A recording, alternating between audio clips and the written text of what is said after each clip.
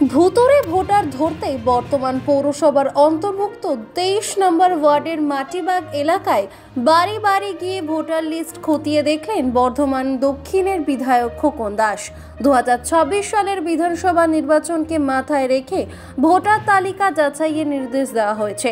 সম্প্রতি নেতাজি ইন্ডোর স্টেডিয়ামে মমতা বন্দ্যোপাধ্যায় ভুতুড়ে ভোটার ইস্যু নিয়ে সরব হন এবং দলের কর্মীদের দ্রুত এই ভোটারদের চিহ্নিত করার নির্দেশ দেন। সেই মোতাবেক বর্ধমান দক্ষিণের বিধায়ক খোকন দাস এদিন সকাল সকাল 23 নম্বর ওয়ার্ডের মাটিরবাগ এলাকায় বাড়ি বাড়ি ঘুরে ভোটার তালিকা দেখেন। রাজ্যের মাননীয় মুখ্যমন্ত্রী এবার ভোটার লিস্টে বাংলার প্রতি খুব জোর দিয়েছে, কারণ বিভিন্ন জায়গায় ভোটার লিস্ট করতে গিয়ে দেখা যাচ্ছে অজস্র মানুষের নাম ভোটার লিস্টে রয়েছে যাদের কোনো চিহ্নিত করা যাচ্ছে না। সেই সব মানুষ কোথায় আছে আমরা কেউ জানি না। তাই এবারও আমরাও চতুর্দিকে করছি, বিভিন্ন জায়গায় আমাদের দলীয় কর্মীরা এমএলএরা ভোটার লিস্ট নিয়ে এবার বাড়ি বাড়ি যাচ্ছে। আমরাও আমাদের বর্ধমান দক্ষিণের এই 23 নম্বর ওয়ার্ডে, এটা আমাদের নন বেঙ্গলি এলাকা, এই এলাকায় আমরাও ভোটার লিস্ট নিয়ে সকাল থেকে আমরা লোকের বাড়ি বাড়ি যাচ্ছি।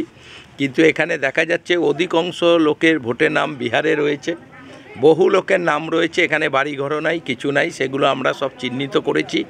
সেইগুলো আমরা এবার আমাদের বর্ধমানের নির্বাচন কমিশনের হাতে আমরা এগুলো সব তুলে দেব, যেগুলো আমরা পাচ্ছি ভুয়ো ভোটার, যে ভোটারের এখানে কোনো ঠিকানা নাই, কিছু নাই, অথচ ভোটার লিস্টে সেই লোকের নাম উঠে রয়েছে।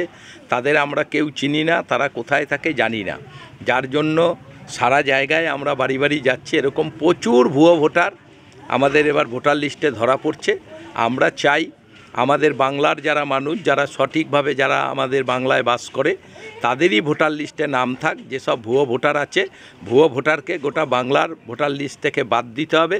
এবং তাই আমাদের রাজ্যের মাননীয় মুখ্যমন্ত্রী বলায় এবার ভোটার লিস্টে আমরা খুবই জোর দিয়েছি, কারণ জোর দিতে গিয়ে দেখা যাচ্ছে যে সারা জায়গায় বহু লোক যারা বাইরে থেকে সে নাম তুলে গেছে ভোটার লিস্টে, কিন্তু সেই লোকের কোনো খবর, কোনো বাড়িঘর কোথায় আমরা পাচ্ছি না। সেই ভুয়ো ভোটার বাদ দেওয়ার জন্য আমরা এইভাবে বাড়ি বাড়িতে মানুষের কাছে যাচ্ছি।